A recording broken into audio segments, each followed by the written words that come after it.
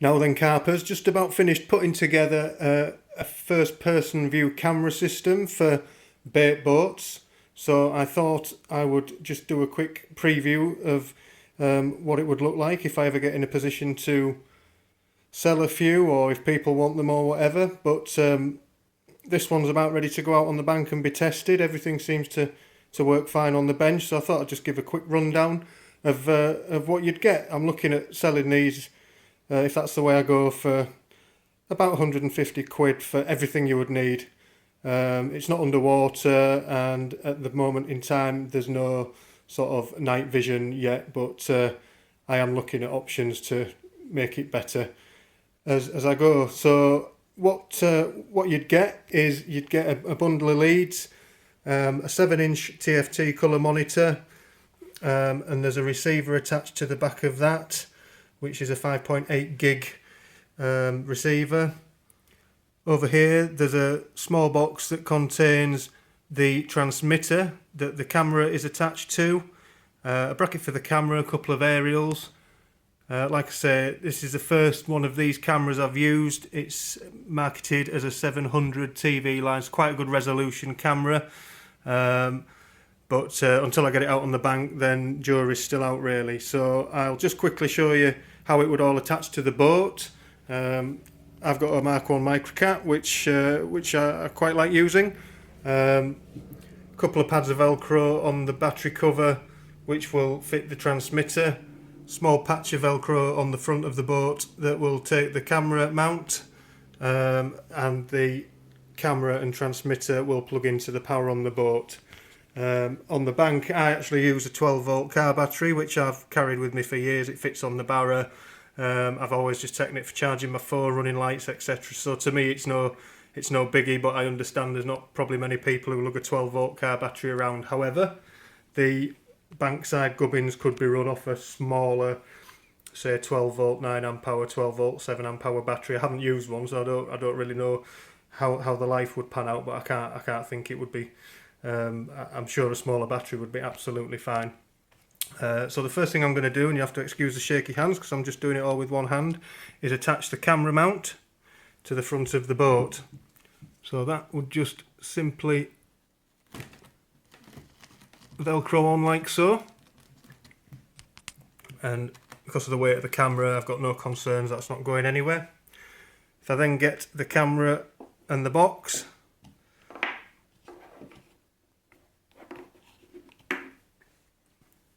so just rest the camera on there and I will fit the box like so onto the battery cover. Again, there's not much weight in it, so it's not going anywhere. And then we can slide the camera into the bracket. I've just stuck a bit of tape on this camera just so I can get the orientation correct, but that can be set up. So you've there got your camera on the front, which runs to the transmitter there. Of the two aerials, the smaller one goes on the transmitter, and that just screws in. They come with some pretty crappy little black aerials that really are about as much use as a chocolate teapot. The problem with using this kind of gear over water is that water really does dull the signal, so using slightly better aerials just gives you a bit more range. I've kind of used my prototype version to probably 110 yards before I get a bit of breakup, but to be fair, it's so rare I fish over that range that I'm not that fussed. I have got a couple of aerials on the way to try to not increase the range, just make it more consistent, but I honestly haven't had any problems at all. So that's pretty much all you'd need to stick on your boat, apart from the power lead. So the power lead is just, as I say, this one. I've only ever used Angling Technics boats, so I don't know what other boats use, but that's not to say that I can't adapt one to use on a different boat. So you just plug the power into there, and I'm not going to plug it in just yet, but that will go in the power socket, of the Microcat. So you can see it's fairly neat. There's not much weight to it. It's not going to have much impact. The camera that's on it at the minute is actually advertised as waterproof. I guess I always just apply logic really. If you're using it in rain, if it's absolutely chucking it down, I wouldn't like to say that it would be fully waterproof, but if it was drizzling or whatever, or sort of light rain, I would probably just use it, and then when I get it back on the bank, I'd give everything a wipe down and just try and keep it all as dry as possible, which I do that with all my gear anyway, whether it's sealed or not sealed, just try and keep everything dry. If it fell in the water, then to be fair, I don't think you'd be using it again. So that's the boat bit. Say on the bank, you'd have your little telly, 7-inch. There's my hand lock. It's not a massive thing. Weighs nothing. I've just taped the transmitter to the back, like so, and the camera and the monitor comes with a little stand, so you can stand that on a bait bucket or whatever. First thing I will do is screw the aerial onto the receiver. I have read that if you power these things up without the aerials on, you can blow them up. So it's a case of attaching everything first, and then you've got.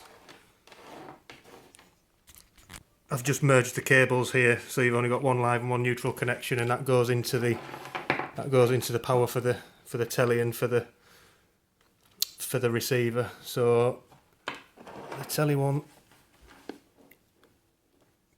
goes into there like that, and the receiver just plugs in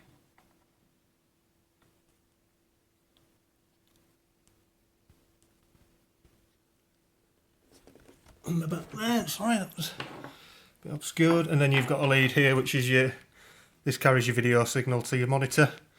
So one end just goes in your receiver,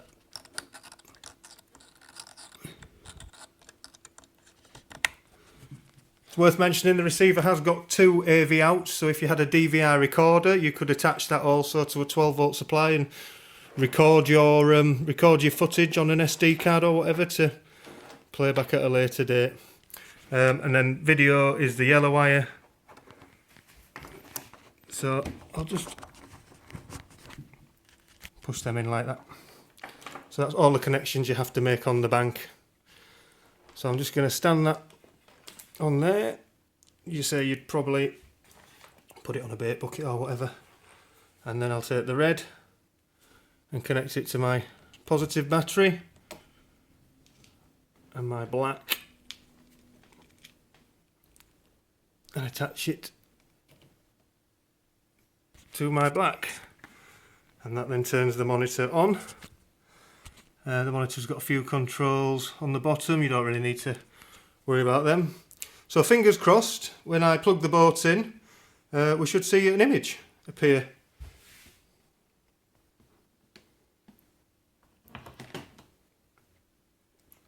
The boat plugged in, and if I pan back to the screen, there you can see the image of my patio doors, which if I go back around to the camera, that's what it's looking at, patio doors. And if I go back to there, you can see my patio doors. If I wave my hand in front, then that is what the boat is seeing. So what I found it really useful for is, the reason I developed it, to be fair, was that I was fishing a particular peg on a lake where I was 100 odd yards, needed to be tight up to some reeds, never actually knew if I was 10 yards away, 15 yards away. I was trying to look through binoculars and steer my bait boat at the same time, which didn't really work for me, to be honest. So over the winter when I didn't do much fishing, I was just thinking, what can I do to solve this problem? And a friend, I used to fly model aeroplanes, and a friend at work did, and he'd been messing around with the FPV gear. So he sold me a couple of bits cheap, which I kind of built a prototype to go on my AT standard boat at the time. Worked very well. Got the microcat, built another slightly bespoke system that looks crap, to be fair, but it does the job.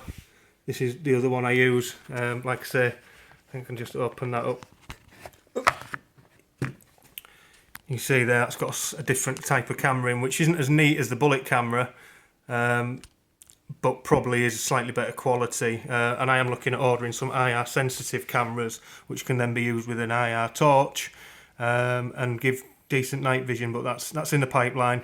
Obviously, that will make it that will make it more expensive to do. So, and as everything comes from China, I'm kind of just ordering a bit at a time and waiting for it to arrive and trying it. So, like I say, things are evolving, but I'm quite sort of pleased with how neat this system on the boat is at the minute.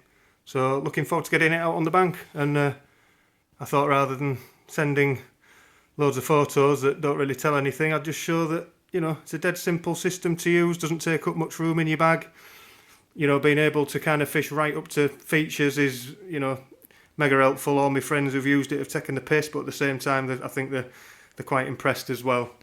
So that's it. That's an overview of a really simple, easy front-mounted camera that can really fit on any boat that's got a bit of flat on the front.